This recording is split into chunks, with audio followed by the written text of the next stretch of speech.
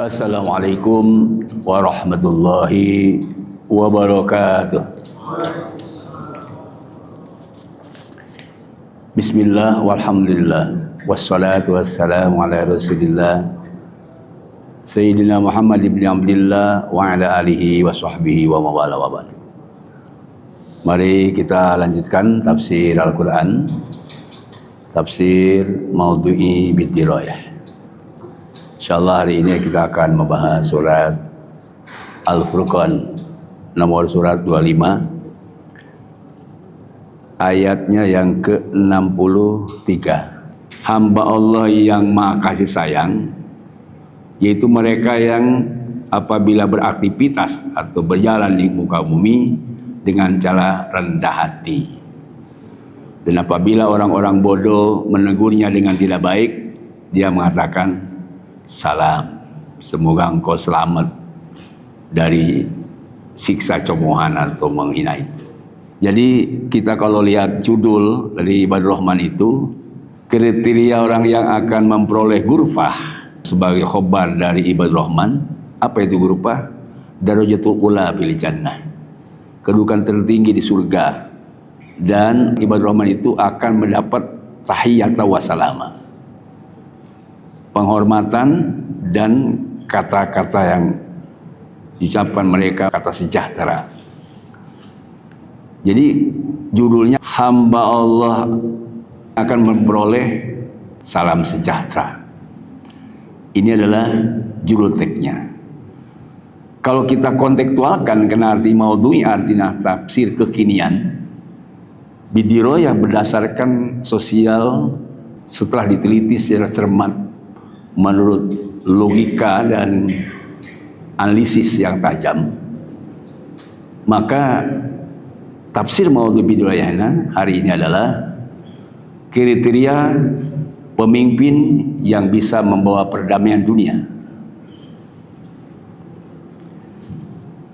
Kalau tadi teksnya adalah hamba Allah yang bisa mendapatkan darajat ula dan tahiyat wa salama, salam sejahtera di dunia dan akhirat, maka judul konteksnya adalah kriteria pemimpin yang membawa perdamaian dunia. Kenapa kita harus mengkontekstualkan kepada pemimpin yang membawa perubahan dunia atau perdamaian dunia? Karena akhir-akhir ini kita mendapat informasi ada Dewan Perdamaian Dunia dicetuskan oleh Donald Trump, menjadi bagian analisa para ahli. Kalau pemerintah kita menyatakan bahwa board office ini sangat baik, karena memang dalam undang-undang kita harus membela bangsa yang derita atau mendorong perdamaian dan juga untuk memerdekakan bangsa di dunia. Rejim sekarang sudah menjadi anggota Dewan Perdamaian Dunia, karena kita memang sudah lama untuk bisa memerdekakan Palestina. Nah, ada kesempatan ketika diketamakan ada perdamaian dunia, mudah-mudahan menurut mereka ada perdamaian Gaza atau perdamaian Palestina. Saya kira boleh harapan dari rejim yang sekarang. Tetapi ada pendapat yang kedua, tentu bagi mereka yang bidang atau menganalisis tentang hubungan internasional, bagaimana para ahli internasional, ya tentu saja karena di dalam institusi Dewan Keamanan PBB, berarti World Office ini bertentangan dengan Dewan Keamanan PBB, seolah-olah tidak percaya kepada Dewan Keamanan PBB, dianggap tidak tepat dan mungkin nanti akan jadi masalah. Selain masalahnya karena selain secara pribadi oleh Donald Trump, juga Donald Trump sebagai Presiden Amerika Serikat. Dan yang ketiga, menurut para ahli internasional mengamati tentang ini, karena ada harus yang keluar dana yang harus dibayar. Nah, ini kekurangannya adanya board office yang dikemukakan oleh Donald Trump. Tetapi ada pihak yang ketiga. Pihak ketiga ini adalah pihak yang mendukung Donald Trump tentang Dewan Perdamaian Dunia. Jadi sangat baik kalau mereka yang pro. Kenapa? Karena ini satu kesempatan di mana dunia perlu ada perdamaian, maka muncul ide perdamaian dunia. Ini adalah untuk pihak-pihak yang pro yang dikemukakan oleh Donald Trump. Tetapi bagian kita adalah analisis bagaimana perdamaian dunia menurut analisa Quran. Apakah benar perdamaian dunia yang di bawah komando atau dicetuskan oleh Donald Trump? Tentu saja kalau kita melihat ayat ini, nanti ada ternyata untuk mencetak perdamaian dunia menurut surah Al-Furqan ayat 63 sampai 77, ini ada 13 kriteria.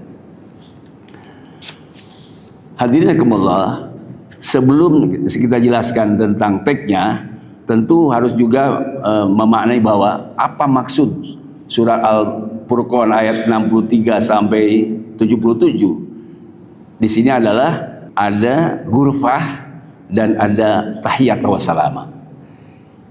Ini menurut para ahli tafsir khobariyah, jawaban atau kalau ada syarat ada jawab. Ini adalah khobar, satu kalimat yang bisa menyempurnakan adanya mubtada. Ibadur Rahman ini adalah mubtada, sedangkan alladzina atau sifat-sifat ini ada 13 kriteria ini. Dan dari Ibadur Rahman dan Ibadur Rahman kemudian ada 13 kriteria, jawabannya adalah ghurfah dan tahiyat wa salama. Apa itu ghurfah? Kalau manusia ingin punya kedudukan tinggi dunia akhirat yang diawali dengan tahiyat wa salama, sejahtera dan sentosa, atau tahiyat kemuliaan dan keselamatan, segini sudah sering kita dengungkan.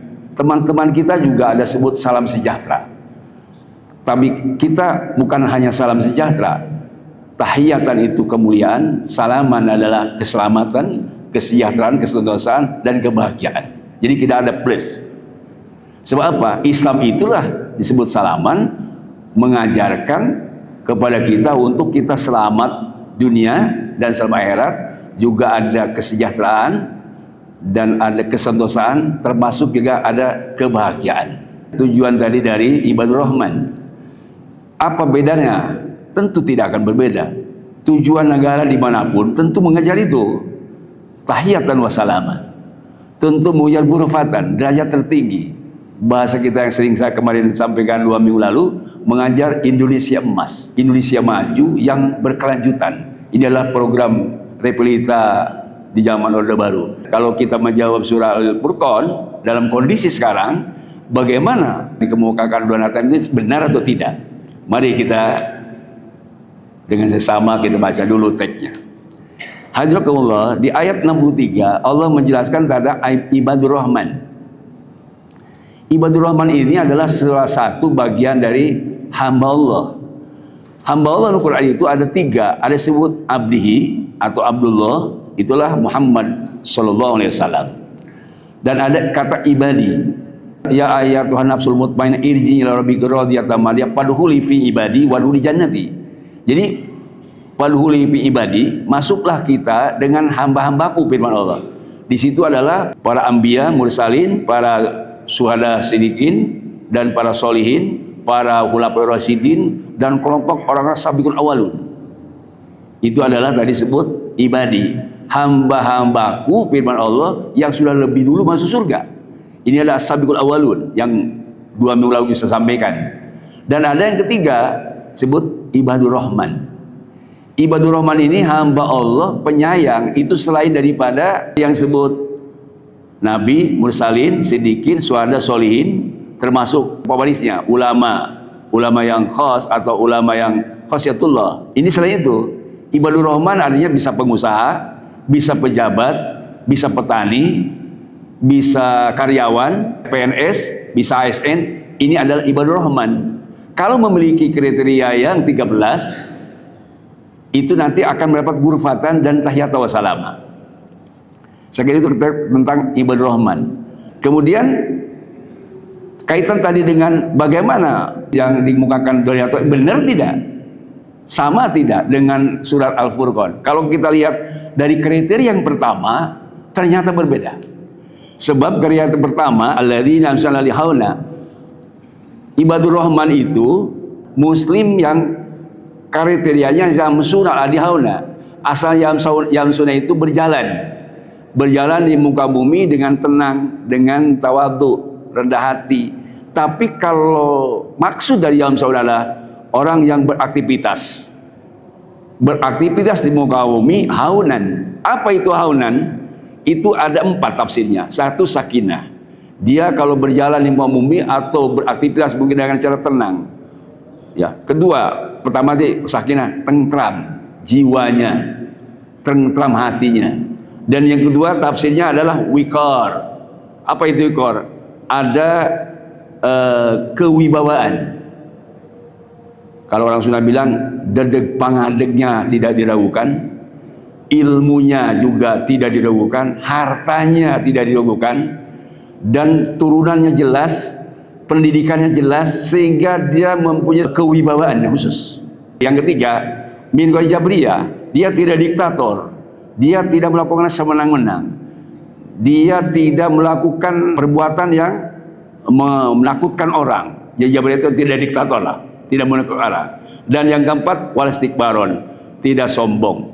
Bahkan menurut hadis lain yang dibukakan oleh Ibnu Katsir ada tambahannya. Selain yang 4, tambah lagi yang nomor kelima, wala marah, dia tidak angkuh, tidak angkuh.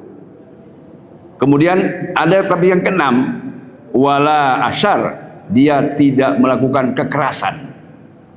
Dan yang keenam, wala bator, tidak ada kekejaman, tidak menggenosida, tidak membasmi rakyatnya seperti Fir'aun. Fir'aun itu disebut bator dan asyar, kejam, keras, dan pembunuh. Bahasa kita tidak berdarah dingin. 1 kriteria saja menurut Al-Furqan tidak masuk.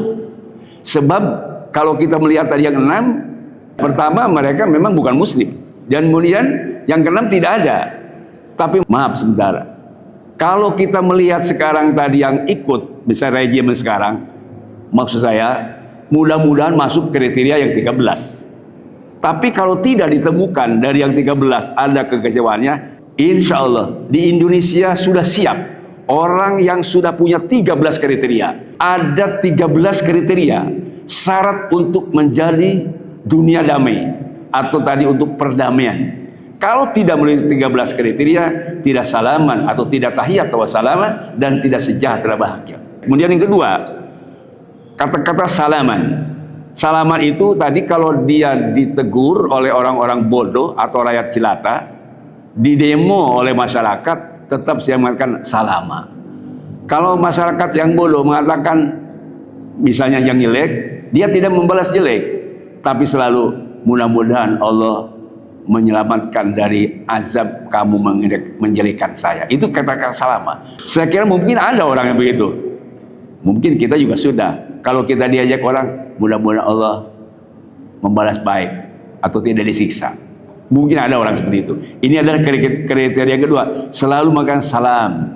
Salam itu dari mendoakan selamat kepada orang yang mencelakakan kepada kita sekalipun. Kemudian yang ketiga, syaratnya adalah sujada wa qiyamah. Dia dimulai aktivitas kehidupannya dari tengah malam.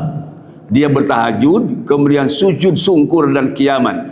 Dia ada 2, sujud ada ibadah. Kalau kiaman di sini berdiri, artinya beraktivitas.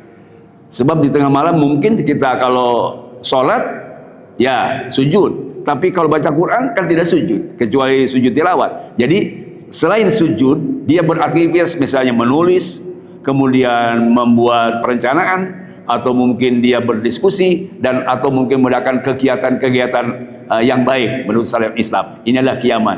Jadi mulai mengatur negaranya di waktu malam. Makanya dalam Al-Quran, orang-orang yang sukses itu wa kanu qalilan ma yahjaun. Mereka sedikit sekali tidurnya di waktu malam. Bahkan tatajal fajunumul alimadhaji yad'una rabbahum khaufa wa tama'a. Ketika tengah malam mereka bangun, ada 2 sikap ketika dia ibadah dan ketika merenung atau menerawang masa depan, ada harap dan takut. Pesimis optimis itu di waktu malam, baik ngatur rumah tangga atau ngurus negara atau ngurus bangsa-bangsa lain. Dan saya mengharap kriteria yang 13 ini bukan hanya sekedar tadi menjadi pemimpin di Indonesia, bila perlu dia adalah mengatur di dunia internasional. Punya PBB Pak, meskipun baru 60 negara, kan semuanya di dunia ada 200, ya masih sedikit sebenarnya, sehingga ada tadi analisa kenapa sih buru-buru masuk kok padahal belum saatnya gitu kan, baru sedikit dan juga sangat cepat ya, sehingga mengagetkan DPR dan mengagetkan rakyat yang lainnya ketika diputuskan untuk masuk ke board EPIS yang kemarin berangkat ke sana. Dan ini artinya salah satu tadi analisis juga. Baik, yang ketiga, yang keempat, orang yang kriteria yang keempat adalah ada jahannam. Jadi selalu waspada tentang dampak masa depan. Ya, waspada daripada terjerumusnya diri sendiri atau terjerumusnya keluarga atau terjerumusnya bangsa dan negara ke dalam kenistaan. Ini maksud tadi Rabbana isib anna adzab jahannam. Jadi dia selalu waspada bahwa membawa rakyat atau keluarga seperti seorang supir ketika dia membawa mobil, itu kewaspadaannya selalu didahulukan ya untuk menjaga keselamatan. Ini yang keempat. Kemudian yang kelima, berusaha yang halal atau melakukan ekonomi yang islami, yang tidak ada ribawi, sehingga mendapat keberkahan dan dia bisa infak, zakat dan sedekah. Di sini disebutkan waladina idza anfaqu, dia selalu berinfak, dia kaya tapi tidak israf dan tidak iktar. Jadi ada tidak terlalu banyak, tidak terlalu sedikit, tapi dia wabtagi baina dzalika sabila, dia lain. Di sini wa kana baina dzalika qawama, dia diambil yang kira-kira pantas lah. Itu maksud saya tadi, kalau dia berusaha yang maksimal dari cari uang lalu mendapat kekayaan yang banyak, dia tidak iktar dan tidak israf, tapi yang pantas. Kalau dia satu bulan dapatnya 2 miliar misalnya, triliunan, memberi ke tukang minta-minta di jalan di 15 miliar atau 5 gepok uang, itu tidak boleh. Sebab tukang minta-minta di jalan kebutuhannya tidak sampai 5 miliar. Saya kira itu satu pemahaman tadi, lam yusrifu wa lam yakturu wa kana baina dzalika qawama. Diambillah yang pantas. Kita yang keenam sekarang. Yang keenam, layat umallah ilan akhar, dia tidak sinkretisme, tidak melakukan kebidaan, khurafat. Jadi dia murni bertauhid kepada Allah. Tidak pernah ada kemusikan dan menjauhi dari kemusikan. Itu syarat tadi pemimpin yang bisa merubah dunia, tidak musyrik. Layat umallah ilan akhar. Sebab kalau dilakukan satu kemusikan, ini tadi membatalkan iman. Nah, kemudian yang ketujuh, lam yaktur nafsal lati haramallahu ilahak, tidak berdarah dingin, tidak pernah menggenosida dan tidak pernah membasmi orang secara brutal, tapi dia melakukan tindakan pidana itu memang karena untuk kisos, karena dia melihat bahwa orang itu sudah berbuat salah. Ini yang ketujuh, yaktunul anbiya bil haqqin, dia membunuh Nabi Yahya, membunuh Nabi Zakaria, dan bahkan Nabi Muhammad juga diancam dibunuh. Sampai sekarang para ulama didiskriminasi, diancam, ditangkap, diborgol, dipenjarakan. Ini saya kira bukan kriteria orang yang akan menjadi pemimpin dunia atau bisa menjadi solusi untuk mendamaikan dunia. Ini yang ketujuh. Yang kedelapan, wala yaznun, tidak melakukan tindakan asusila, tidak pernah selingkuh, tidak pernah nyeleweng. Jadi kalau ada pejabat selingkuh, menyeleweng, ini tidak jadi calon pemimpin dunia atau tidak menjadi calon untuk bisa mendamaikan dunia. Pernah Rasulullah ditanya oleh sahabat, ayudan bi akbar, dosa apa yang paling besar? Rasul menjawabkan, antaj Allah lillahi andada wa walakoka. Dosa yang paling besar adalah kamu menjadikan tandingan kepada Allah, pada Allah sudah menciptakan kamu, hanya musyrik. Dosa yang paling besar adalah membuat tandingan. Fala taj'alul andada, tidak boleh membuat tandingan kepada Allah, sebab Allah sudah membuat kita. Ini yang pertama. Ditanya lagi oleh sahabat, summa ayun ya Rasulullah, kalau setelah berbuat syirik, apalagi? Antak waladaka hasatan an ayutnya ma'ak, kamu membunuh anak karena takut anak mengurangi rezeki kamu, atau membunuh anak karena takut miskin. Ini yang kedua. Lalu sahabat bertanya lagi, setelah membunuh anak karena takut miskin, apalagi? Antaznya halilaka jarik, Yang ketiga, kamu suka berbuat kotor atau serong atau berbuat lacur kepada istri tetanggamu. Jadi ini kaitan tadi dengan dosa besar.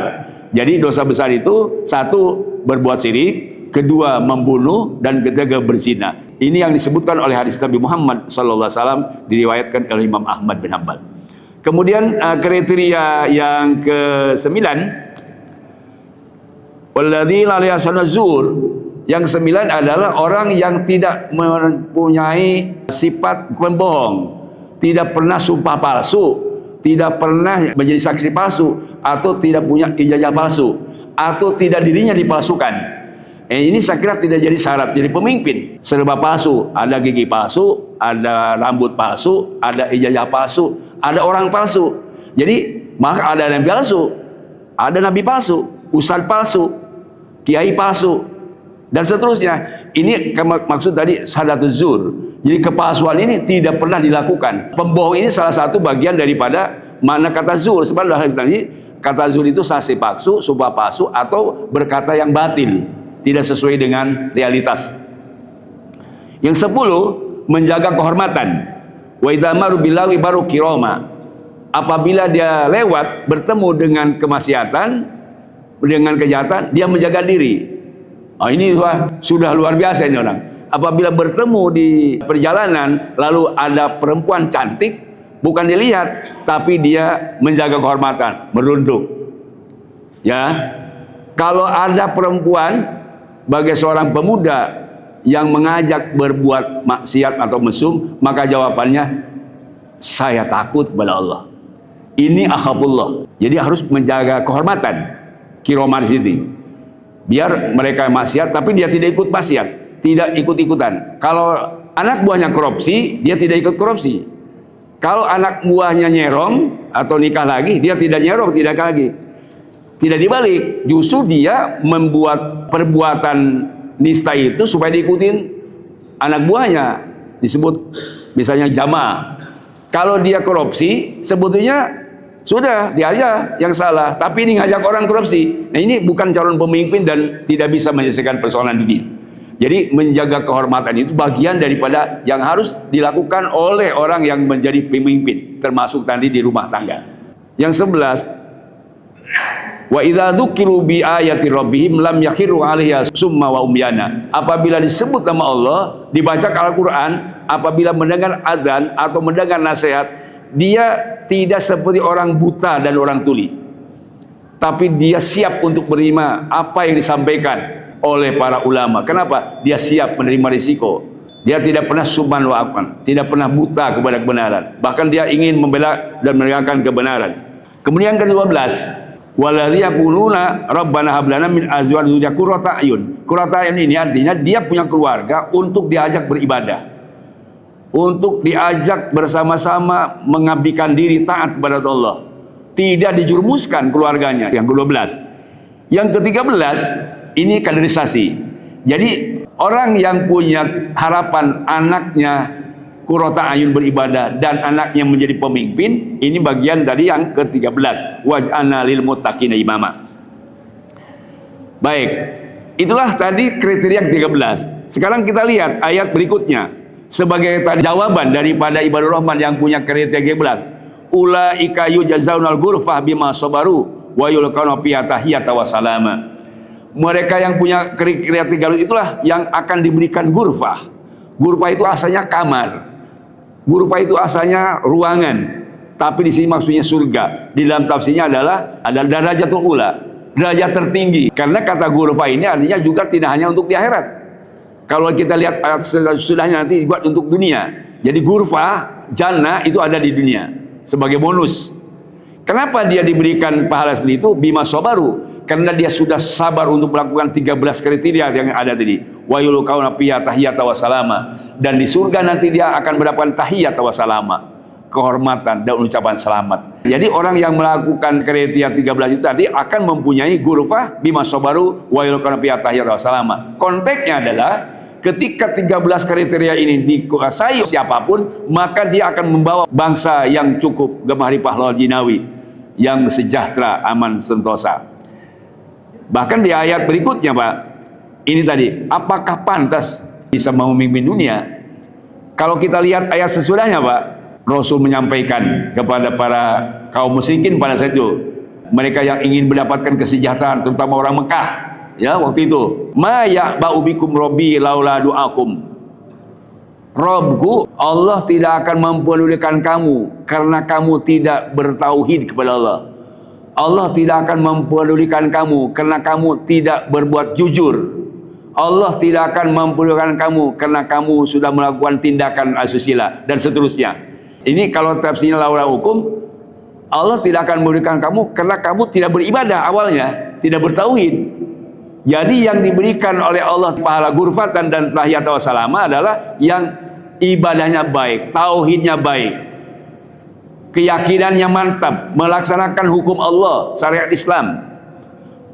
Maka faqad kadzabtum, bagaimana Allah akan memberikan tahiyat wa salama, akan memberikan ghurfah, kan kamu sudah mendustakan.